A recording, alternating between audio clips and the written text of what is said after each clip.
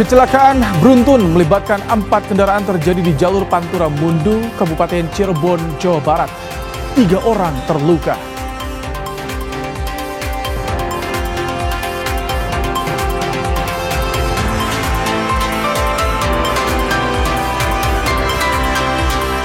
Sandra Dewi cabut permohonan keberatan terkait penyitaan tas dan sejumlah aset miliknya oleh Kejaksaan Agung.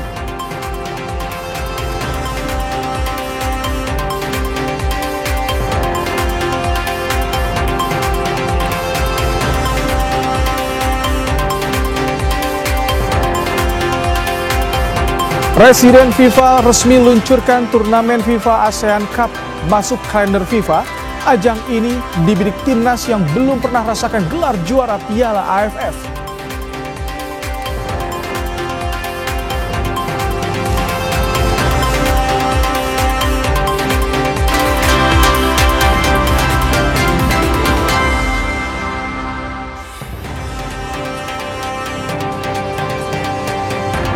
Halo, selamat malam saudara. Anda kembali menyaksikan program Kompas Malam bersama saya Rahmat Ibrahim.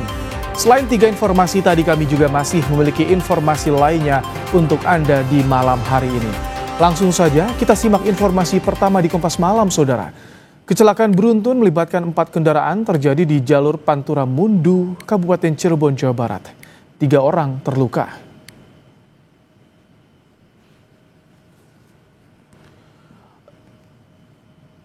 Dalam rekaman amatir, mobil pickup berupaya menyalip truk tronton tiba-tiba hilang kendali, memotong jalur dan berputar arah hingga masuk ke jalur berlawanan. Di saat yang sama muncul mobil pickup lain hingga tabrakan tak terhindarkan. 3 orang luka berat akibat terjepit badan kendaraan.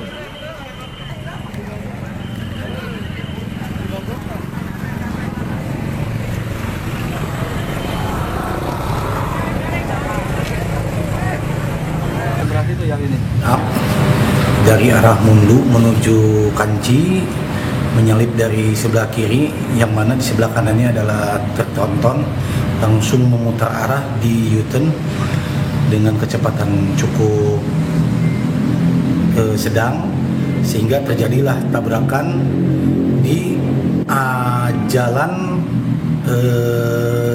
jalur sebelahnya. Begitu. Jalur berlawanan berarti itu Bang? Betul, jalur berlawanan, tertabrak oleh mobil box dan mobil pickup. Saudara, polisi menangkap 5 anggota geng motor yang telah menganiaya dan melakukan perusakan tempat kebugaran di Bandung, Jawa Barat. Aksi penganiayaan yang melibatkan geng motor kembali terjadi di kota Bandung, Jawa Barat. Secara tiba-tiba, para pelaku menyerang seorang petugas keamanan tempat kebugaran yang tengah bertugas di Jalan Ahmad Yani, Bandung, Jawa Barat. Sejumlah pengunjung yang ada di lokasi juga sempat mendapatkan intimidasi berupa acungan senjata tajam dari para pelaku. Korban yang panik langsung menyelamatkan diri ke dalam gedung. Kurang dari 24 jam, polisi menangkap 5 pelaku penganiayaan. 2 di antaranya merupakan anak di bawah umur.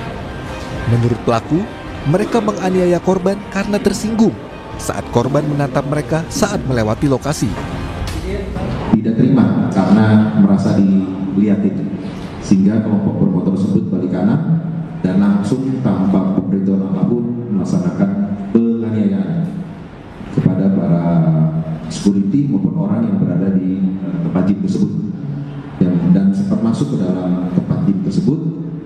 Karena mendapat perlawanan dari tempat gym tersebut dan orang di sekitar sana, akhirnya kelompok tersebut melarikan diri. Kelima pelaku ditahan di Mapolrestabes Bandung. Sejumlah barang bukti berupa stick golf dan batu juga ikut disita petugas. Polisi masih melakukan pengejaran terhadap pelaku lainnya. Tim Liputan, Kompas TV. Informasi lebih lengkap terkait dengan serangan anggota geng motor di Bandung, Jawa Barat. Kita sudah bersama dengan Kasat Reskrim Polrestabes Bandung, ada Kompol Anton. Selamat malam Pak Kasat. Selamat malam Mas. Pak Kasat, jadi 5 pelaku sudah ditangkap. Ini sebetulnya jumlah pelaku yang terlibat berapa orang? Karena kalau di video begitu banyak Pak Kasat. Ya, dari hasil penyidikan kami sudah menentukan ada 7 orang yang diduga sebagai pelaku pengerusakan, pengeroyokan, dan penganiayaan. Dari 7 pelaku tersebut, kami sudah mengamankan 5 orang tersangka, dengan rincian 3 sudah dewasa dan 2 di bawah umur, dan sisanya sekarang masih dalam tahap pengejaran kepolisian. Jadi 2 orang masih buron, Pak Kasat? Ya, 2 orang masih kami lakukan upaya untuk pencarian untuk penangkapan. Itu motifnya apa? Sebenarnya mereka melewati ke depan pusat kebugaran juga untuk apa mereka? Ya, jadi memang ini adalah kelompok bermotor yang mereka pada malam kejadian mereka melakukan konvoi. Kemudian mereka karena di bawah pengaruh minuman keras, ketika mereka melihat ada orang yang melihat mereka merasa tersinggung. Kemudian mereka menghampiri korban dan tanpa sebab langsung melakukan penganiayaan dengan cara memukul, kemudian melakukan pengerusakan di tempat pusat kebugaran tersebut. Kondisi korban bagaimana, Pak Kasat? Berapa orang jadi korban? Untuk korban ada 3 orang yang dari hasil pemeriksaan mereka mengalami luka-luka, tapi tidak sampai luka parah, hanya mengalami luka-luka ringan. Kalau menurut pengakuan para pelaku, ini mereka sebelumnya juga sudah pernah melakukan aksi serupa menganiaya korban yang tiba-tiba random seperti itu, Pak Kasat? Dari para pelaku kami mendapati memang ada 2 orang yang sebelumnya sudah pernah terlibat kasus penganiayaan dan sudah pernah menjalani hukuman. Sehingga untuk pelaku-pelaku tersebut kami perberat ancaman hukumannya. Demikian, Mas. Oh, jadi 2 pelaku merupakan residivis ya, Pak Kasat? Iya, betul. Ini mereka sampai membawa tadi kita lihat ada stick golf, ada benda-benda tajam juga. Memang mereka ini berniat untuk melakukan perusakan atau menganiaya orang gitu, Pak? Dari hasil pemeriksaan kami, Mas, memang mereka mempersiapkan atau mungkin membawa alat-alat tersebut untuk melakukan penyerangan terhadap yang mereka anggap lawan, seperti itu. Sehingga pada waktu malam kejadian, sekitar jam 00.30 ketika mereka melakukan konvoi di jalan, dan memang mereka melihat korban ini berdiri di pinggir jalan. Nah, disitulah mereka langsung berhenti, langsung menghampiri korban, kemudian mereka melakukan penyerangan. Tapi ketika konvoi ini hanya 7 orang atau lebih dari itu yang melakukan konvoinya, Pak? Ya, untuk yang melakukan konvoi kami temukan lebih dari 10 orang, tetapi memang dari hasil investigasi kami tidak semua orang tersebut melakukan pengerusakan. Mereka hanya ada di TKP dan hanya sebagai menjadi saksi. Sehingga mereka akan sudah kami periksa sebagai saksi untuk memperkuat keterangan di TKP terkait kejadian tersebut.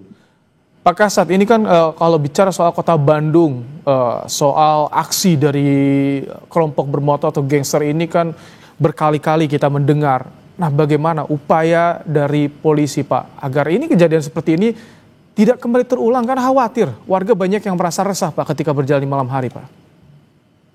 Ya, kami dari kepolisian sudah melakukan berbagai macam tindakan kepolisian, mulai dari preemptif, kita melakukan penyuluhan-penyuluhan kepada para remaja, kemudian dari kita Binmas melakukan penyuluhan-penyuluhan di masyarakat, kemudian kita juga secara preventif, anggota kami terus melaksanakan patroli.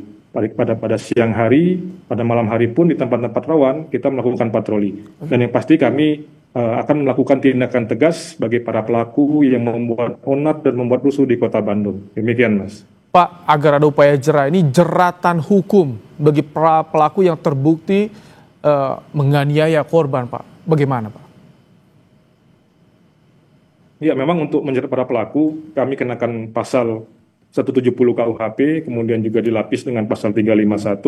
Kemudian untuk para pelaku yang mereka sudah pernah terlibat kasus hukum, kami perberat mereka karena memang mereka sudah residivis. Seperti itu, Mas. Baik, terima kasih Kasat-Reskrim Polrestabes Bandung, Kompol Anton, telah bergabung di program Kompas Malam hari ini. Terima kasih, Pak Kasat. Kita ke informasi berikutnya, Saudara. Kepastian biaya haji 2026 segera diumumkan pemerintah dan DPR. Kementerian Haji dan Umroh memastikan bisa menekan biaya haji 2026 tanpa menurunkan kualitas pelayanan. Wakil Menteri Haji dan Umroh Daniel Anzar bilang salah satu tantangan adalah nilai tukar rupiah yang melemah. Daniel bilang untuk menurunkan biaya haji perlu dibahas mekanisme dan pos apa yang bisa dilakukan penyesuaian. Namun pemerintah berkomitmen tetap menjaga kualitas pelayanan haji di tengah usulan penurunan biaya. DPR tadi sebagian besar bersepakat terkait dengan upaya kita menyisir satu persatu komponen biaya haji yang bisa diturunkan. Nah gini, tantangannya adalah kan acuan dolar kita itu naik 16.500 ya sekarang, kemarin itu, sedangkan tahun lalu kan 16.000. Artinya secara ekonomis harusnya naik, namun kita sedang berusaha menghitung komponen per komponen mana yang bisa diefisiensikan supaya kemudian bisa kita turunkan secara total. Itu. Presiden Prabowo Subianto dalam sidang Kabinet Paripurna meminta kepada Menteri Haji dan Umroh untuk terus menurunkan biaya haji. Presiden bilang biaya haji bisa turun dengan efisiensi dan pelaksanaan yang bersih. Alhamdulillah kita sudah bisa turunkan biaya haji. Dan saya minta terus Menteri Haji, dia tidak hadir karena dia berada sekarang di Arab Saudi berurusan sama mereka. Saya minta biaya haji harus terus turun, ya, bisa dengan efisiensi, dan pelaksanaan yang bersih. Ya, selain menurunkan biaya haji, Wamen Haji dan Umroh Daniel Anzar Simanjuntak juga bilang masa tunggu jemaah untuk melaksanakan haji disamaratakan menjadi 26 tahun. Daniel menambahkan akan ada 10 provinsi yang mengalami penambahan kuota dan berdampak pada pengurangan waktu tunggu. Sementara ada 20 provinsi yang mengalami pengurangan kuota dan juga berdampak pada waktu tunggu.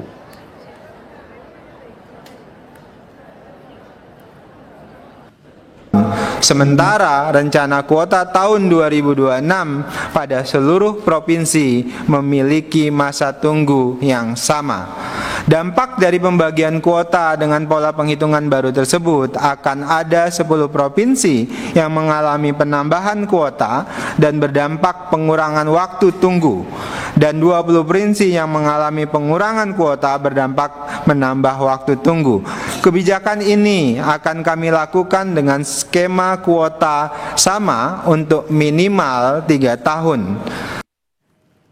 Kita ke sorotan berikutnya, saudara. Hingga Selasa malam, sejumlah wilayah Jalan Raya Pantura Kaligawe, Semarang masih terendam banjir. Ketinggian air mencapai 70 cm. Truk yang melewati genangan banjir berjalan perlahan karena genangan dan menghindari adanya jalan yang berlubang. Para pekerja terpaksa pulang dengan menumpang truk yang melintas. Bahkan sebagian warga terpaksa berjalan kaki menerjang banjir. Sejumlah sepeda motor yang nekat menerobos banjir pun mogok di jalan.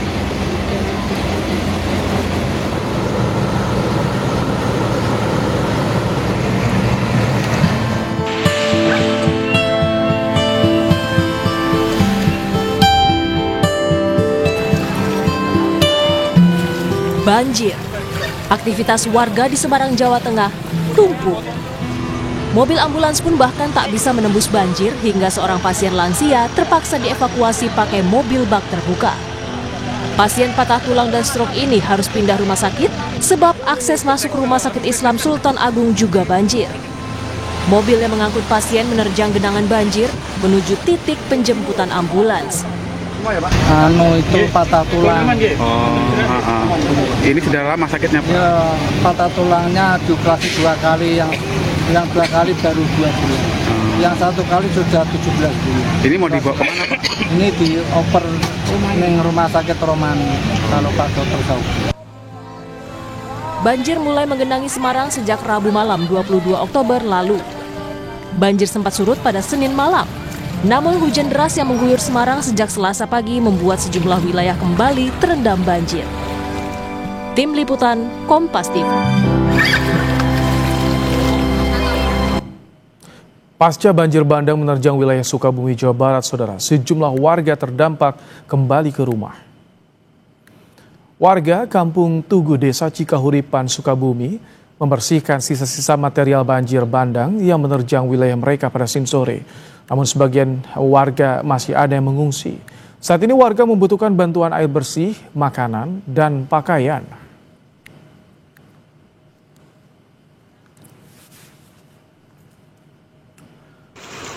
Bijuju, itu jebol ya? Senin 27 Oktober, akibat hujan deras, 3 kecamatan di Sukabumi, Jawa Barat terendam banjir bandang. 3 kecamatan yang terendam banjir yaitu Kecamatan Pelabuhan Ratu, Kecamatan Cikakak, dan Kecamatan Cisolo. Banjir juga menggenangi jalan raya dan membuat arus lalu lintas terganggu.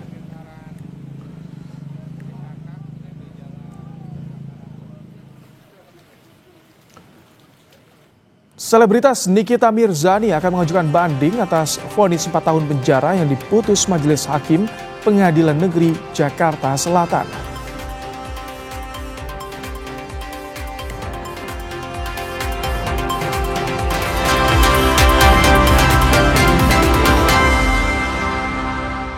Selebritas Nikita Mirzani akan mengajukan banding atas vonis 4 tahun penjara yang diputus Majelis Hakim Pengadilan Negeri Jakarta Selatan.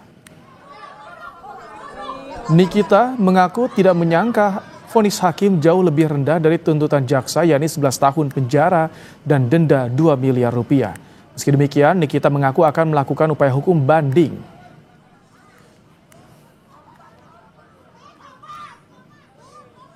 Gak terima lah, tapi ya udah mau gimana lagi.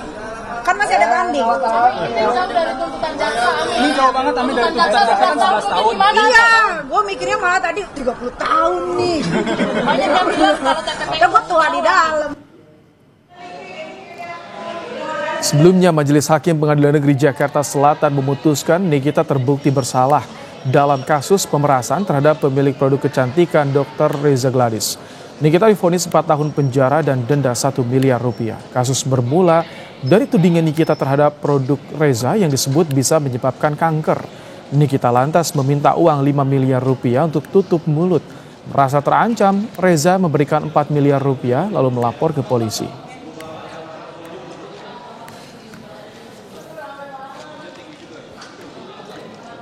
Saudara, artis sekaligus istri terpidana kasus korupsi timah Harvey Muiz, Sandra Dewi, mencabut permohonan keberatan terkait penyitaan tas dan sejumlah aset miliknya oleh Kejaksaan Agung. Pencabutan gugatan disampaikan Sandra melalui kuasa hukumnya dalam sidang yang digelar di Pengadilan Negeri Jakarta Pusat. Sebelumnya, Sandra Dewi sempat mengajukan keberatan atas penyitaan sejumlah aset pribadinya di Pengadilan Negeri Jakarta Pusat. Sebelumnya, pengajuan keberatan diajukan Sandra Dewi terkait aset yang disita dari kasus korupsi tata niaga Komoditas Timah di wilayah izin usaha pertambangan PT Timah Tbk periode 2015-2022 yang menjerat suaminya Harvey Muiz.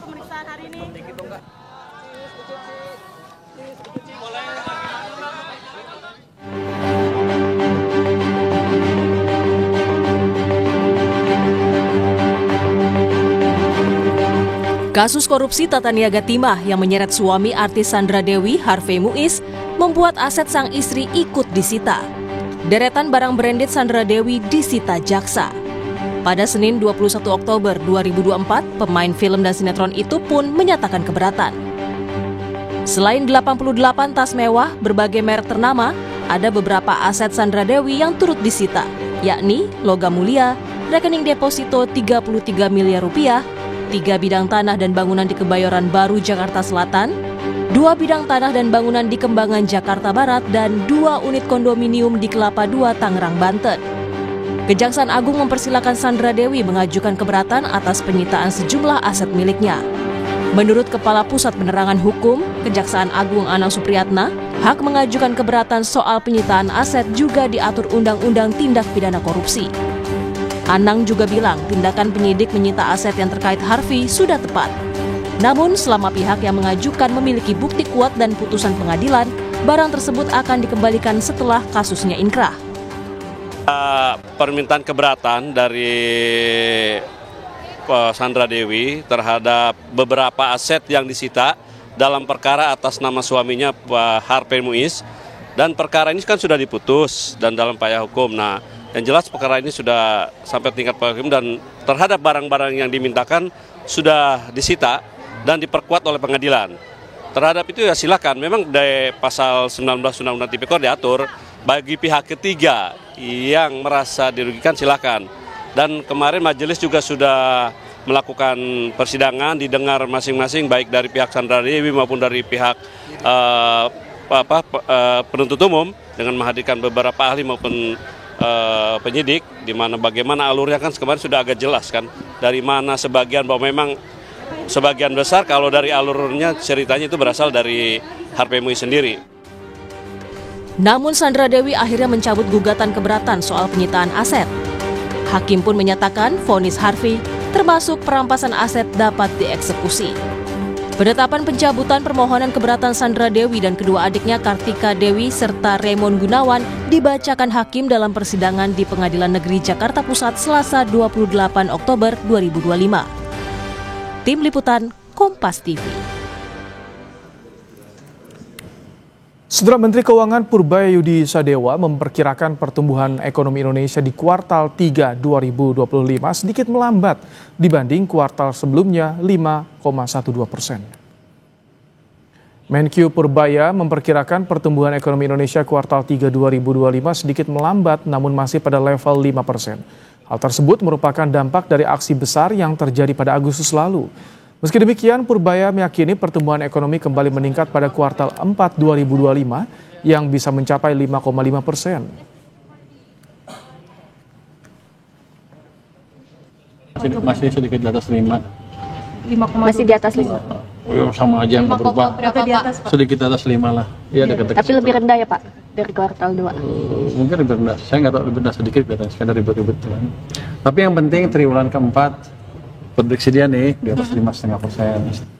Saudara Ketua KPK Setio Budianto mengaku belum mengetahui perkembangan penyelidikan dugaan korupsi kereta cepat Wush. Setio bilang KPK akan menelaah terlebih dahulu sebelum melakukan pemanggilan saksi dalam kasus tersebut.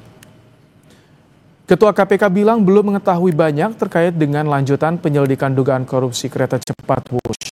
Ia bakal menelaah dulu untuk memanggil sejumlah saksi termasuk melakukan pengecekan sebagai langkah lanjutan penanganan perkara dugaan korupsi tersebut.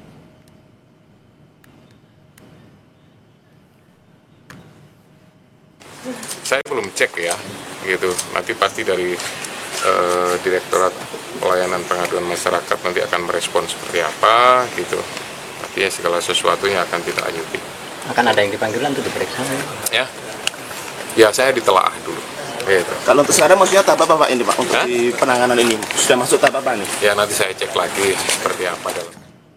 Sementara itu, PDIP mendukung penyelidikan dugaan korupsi Wush yang saat ini tengah dilakukan KPK. Ketua DPP Bidang Pemuda dan Olahraga PDIP Maria Yohana Estiwijaya menyebut jika memang ada dugaan kecurangan atau pelanggaran hukum, maka aparat penegak hukum dalam hal ini KPK sudah seharusnya menindaklanjuti hal tersebut. Esti juga singgung bahwa sejak 2015 Megawati sebagai Ketua Umum PDIP sudah mengingatkan keperluan dan kemendesakan proyek kereta cepat di era Presiden Joko Widodo itu. Ya kalau soal saya kira Bu Mega kan sudah mengingatkan sejak awal. 2015. Ya 2015 sudah mengingatkan sejak awal. Apakah itu sudah saatnya? Apakah itu akan berikan manfaat yang lebih kepada masyarakat secara keseluruhan? Lalu bagaimana catatan-catatan yang harus diberikan terkait dengan hal itu? Artinya, secara apa yang disampaikan Pak Neng tadi, mengatakan bahwa iya, sesuatu yang itu melanggar hukum yang harus ditindaklanjuti. Iya. Sesuatu yang memang itu terbukti ada korupsi di situ, ya memang harus ada penindakan dari aparat penegak hukum. Menteri Keuangan Purbayayudi Sadewa merespons soal rencana Danantara bakal ke Tiongkok untuk negosiasi utang kereta cepat atau Wush. Purbaya tegaskan Kementerian Keuangan tidak ikut campur dalam restrukturisasi utang Wush. Purbaya mendorong utang Wush diselesaikan dengan langkah bisnis to bisnis. Bagus, saya nggak ikut kan? Top. Berarti nggak diajak ke Cina Pak? Enggak lah. Kan katanya si Pak Doni dia mau ngajak pemerintah juga buat ke Cina. Paling menyaksikan.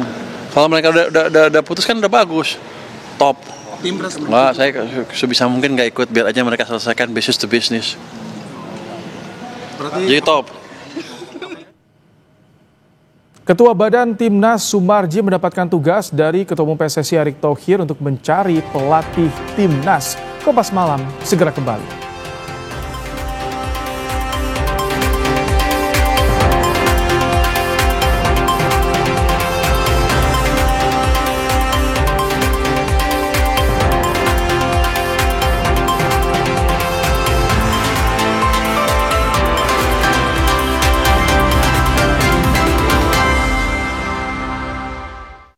Saudara, FIFA resmi luncurkan turnamen ASEAN FIFA. Dengan adanya kompetisi bergengsi ASEAN yang masuk kalender FIFA, menjadi kesempatan bagi Indonesia untuk torehkan sejarah setelah tak pernah dapat gelar di ajang Piala AFF. Timnas Indonesia yang hingga kini masih belum mampu meraih gelar di Piala AFF mendapat kesempatan besar. FIFA baru saja meluncurkan pembentukan turnamen baru untuk kawasan regional Asia. Turnamen yang akan diikuti oleh 11 negara kawasan Asia Tenggara ini akan masuk ke dalam kalender FIFA. Dengan menerapkan skema turnamen yang mirip dengan Piala Arab, Presiden FIFA Gianni Infantino bilang, turnamen ASEAN FIFA akan menjadi dorongan nyata bagi para pemain untuk bersinar di panggung dunia. A new FIFA competition, the FIFA ASEAN Cup that we are putting in place with and for the region, together with all 11 countries, and we launch this competition to give a real boost to football with the best players in the framework of the international match calendar of FIFA to make it really impactful in the region, but also to shine in the entire world. Football unites the world. We are uniting the world together with all 11 ASEAN countries. We are uniting all the countries together. We create the FIFA ASEAN Cup, and it will be a huge success in the region. Di Asia Tenggara sebetulnya sudah ada turnamen sepak bola paling bergengsi, yakni Piala AFF. Digelar sejak tahun 1996, turnamen ini tidak masuk dalam kalender FIFA. Sepanjang gelaran Piala AFF, tercatat sudah ada 4 negara yang pernah jadi juara. Thailand 7 kali, Singapura 4 kali, Vietnam 3 kali, dan Malaysia 1 kali. Sementara Indonesia belum pernah jadi juara. Jika turnamen untuk skala regional masuk ke dalam kalender FIFA, maka ini menjadi kesempatan bagi timnas Indonesia untuk memanggil pemain yang berlaga di luar negeri untuk bergabung karena klub bisa diminta melepas pemainnya untuk timnas. Peluang Indonesia untuk menjadi raja di turnamen baru ini juga terbuka lebar, mengingat kualitas pemain timnas sangat mumpuni. Selain kesempatan untuk menjadi tolok ukur kualitas pemain, turnamen ini juga menjadi ajang untuk mendongkrak ranking timnas di FIFA. Saudara, penasihat klub Semen Padang FC Andre Rosiade mendesak PSSI segera gelar rapat Exco untuk evaluasi dan tentukan nasib timnas usai gagal ke Piala Dunia 2026. Usai kegagalan timnas Indonesia tembus Piala Dunia 2026 dan pemecatan Patrick Kluivert, PSSI hingga kini belum sekalipun menggelar rapat Exco. Penasihat klub Semen Padang Andre Rosiade meminta PSSI segera menggelar rapat Exco. Pertemuan ini tentu diperlukan untuk evaluasi kegagalan timnas sekaligus menentukan arah kebijakan terutama soal nasib timnas. Sampai hari ini kita bicara, hari Selasa, rapat evaluasi kegagalan timnas belum ada. Di mana ketua umum belum rapat dengan Exco. Ya, saya nggak tahu apa penyebabnya. Mungkin sibuk kah? Nggak ada waktu kah? Sementara itu, mengenai pencarian pelatih pengganti Kluivert, Ketua Badan Timnas Sumarji mendapatkan tugas dari Ketua Umum PSSI Erick Thohir untuk mencari pelatih timnas bersama dengan Dirtek PSSI Alexander Zwerch. Kepada Kompas TV, Sumarji bilang pelatih memang atas saran masukan BTN dan Dirtek Alexander yang memutuskan rapat Exco. Pak Erick nugaskan BTN bersama-sama dengan Dirtek Alexander.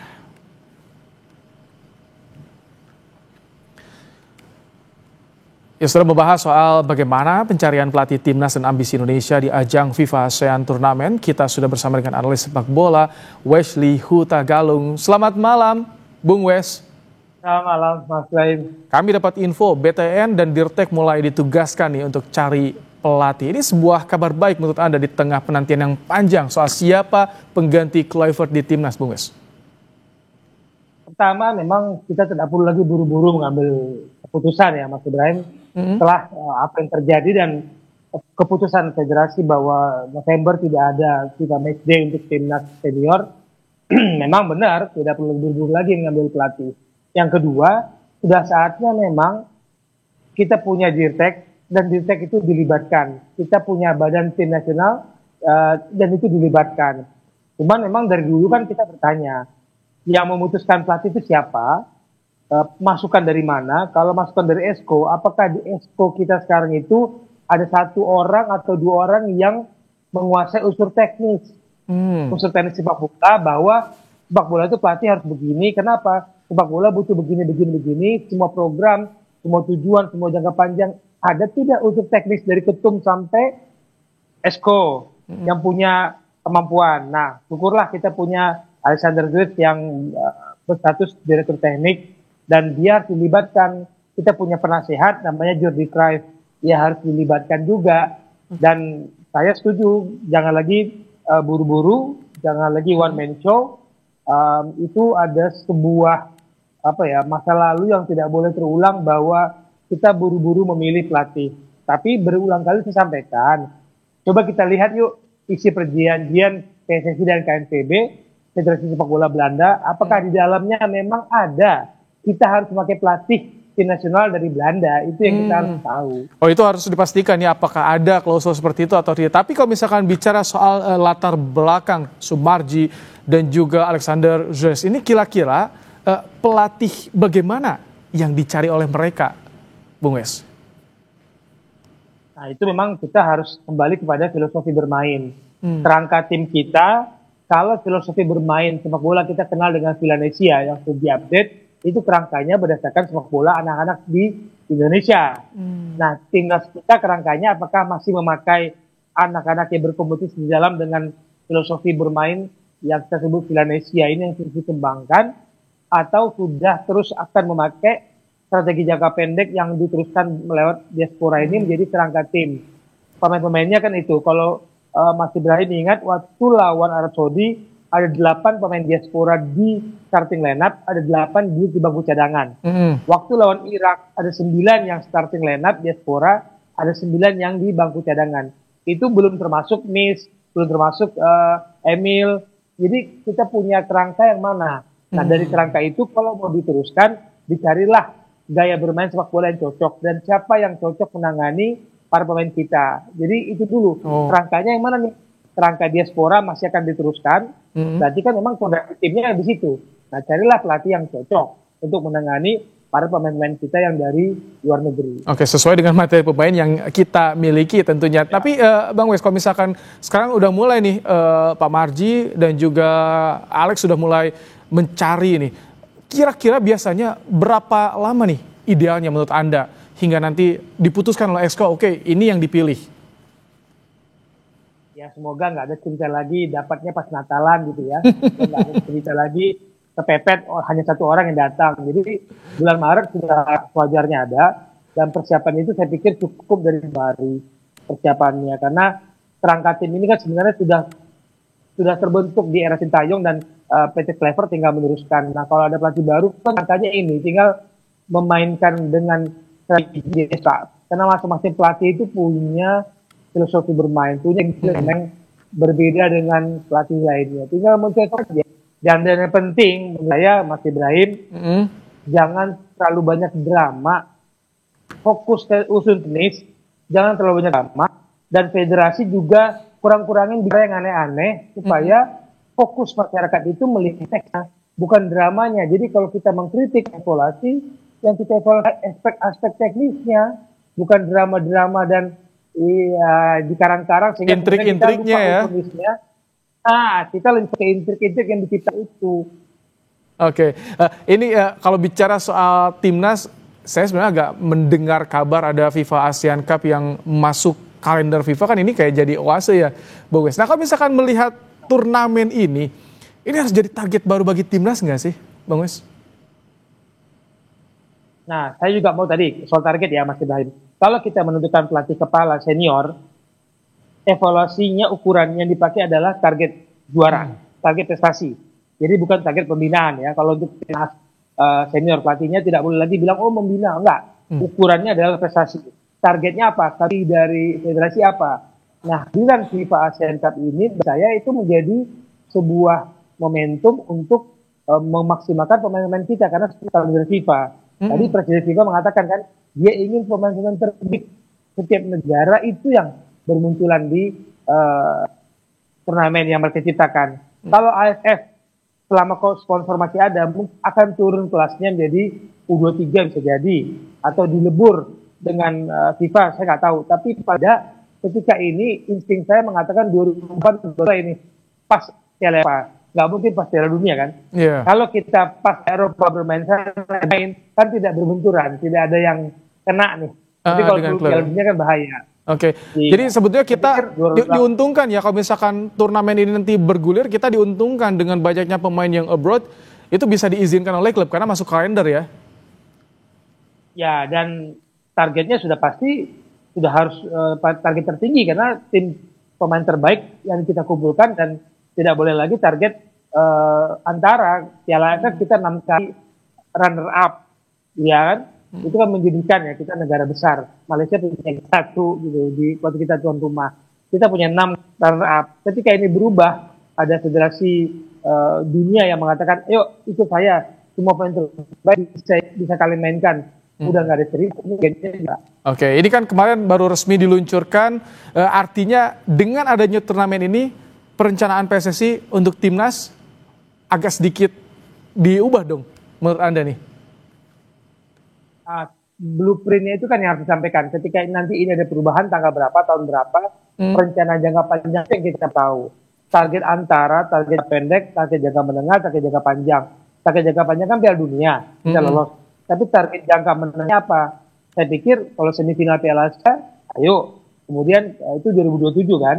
Tapi misalkan Piala ASEAN ini, FIFA ASEAN Cup ini 2028, sudah targetnya juara. Jadi target jangka menengahnya itu adalah 2 itu, Piala Asia dan FIFA ASEAN itu. Kalau yang jangka pendeknya mungkin kita bicara SEA Games besok. Kita bicara AFF besok. Kan ada itu ya 2026. Itu target jangka pendek. Oke, terima kasih Bung Wesley Hutagalung untuk pandangannya di program Kompas Malam hari ini, Bung Wes. Sama-sama, Mas Bray. Baik. Saudara, sebuah gudang tempat penyimpanan dekorasi pesta di Kampung Makassar, Jakarta Timur terbakar pada Selasa siang.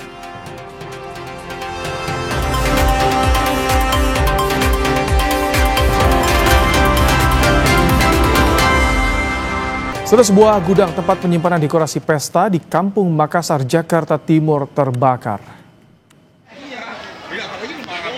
Kebakaran diduga akibat korsleting listrik.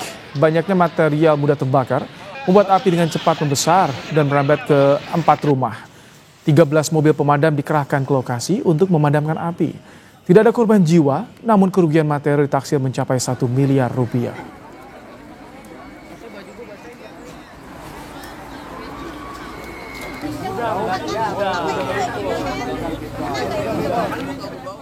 Saudara, sepasang suami istri di Kabupaten Malang, Jawa Timur tega suntikan sabu ke adik kandungnya sendiri.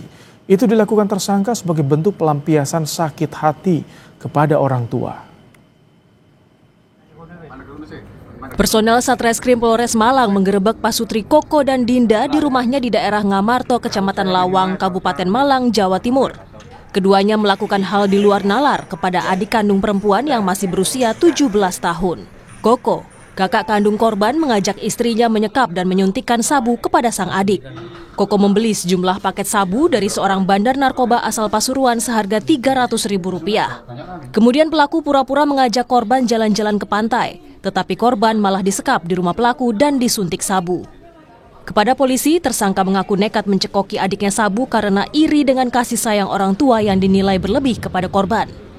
Motif dari para tersangka ini melakukan tindak pidana tersebut adalah memang hubungan yang tidak harmonis antar keluarga, terutama antara tersangka dengan orang tuanya dan menantu bersama dengan orang tua dari pelaku atau tersangka pria, yang kemudian menyebabkan mereka sakit hati, yang kemudian melakukan niatan ini untuk dijadikan pelampiasan, yaitu si korban, yaitu adik kandung tersangka. Korban sempat hendak dicekoki sabu untuk kedua kalinya karena pelaku menilai efek suntikan sabu yang pertama kurang kuat. Akhirnya korban bisa diketahui keberadaannya setelah ia menghubungi ayahnya saat sang kakak pergi. Atas perbuatannya, tersangka diganjar pasal kekerasan, penyalahgunaan narkotika, dan perlindungan anak dengan ancaman hukuman 20 tahun penjara serta denda paling banyak 10 miliar rupiah. Muhammad Tiawan, Kompas TV Malang, Jawa Timur.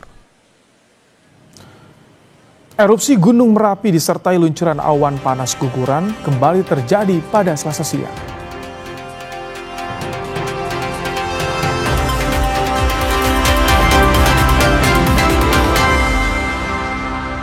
Nikita Mirzani akan mengajukan banding atas vonis 4 tahun penjara yang diputus Majelis Hakim Pengadilan Negeri Jakarta Selatan.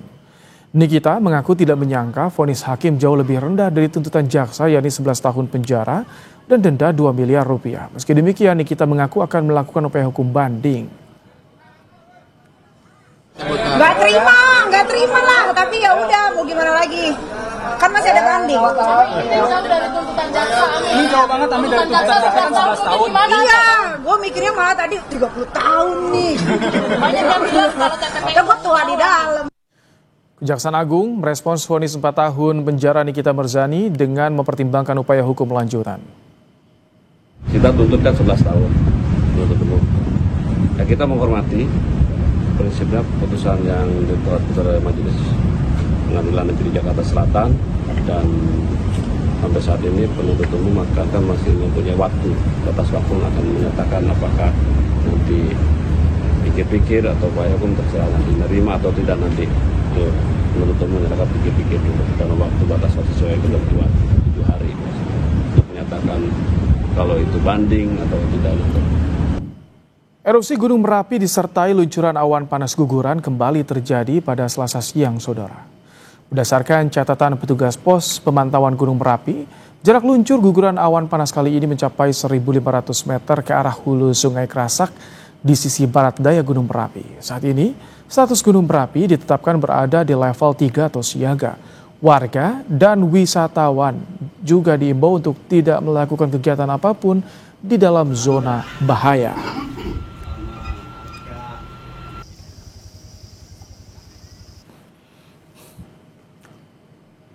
Saudara, informasi tadi jadi penutup Kompas Malam hari ini. Jangan lupa cukupi kebutuhan air mineral Anda setiap hari dan rasakan kesejukannya. Saya Rahmat Ibrahim, terima kasih, sampai jumpa.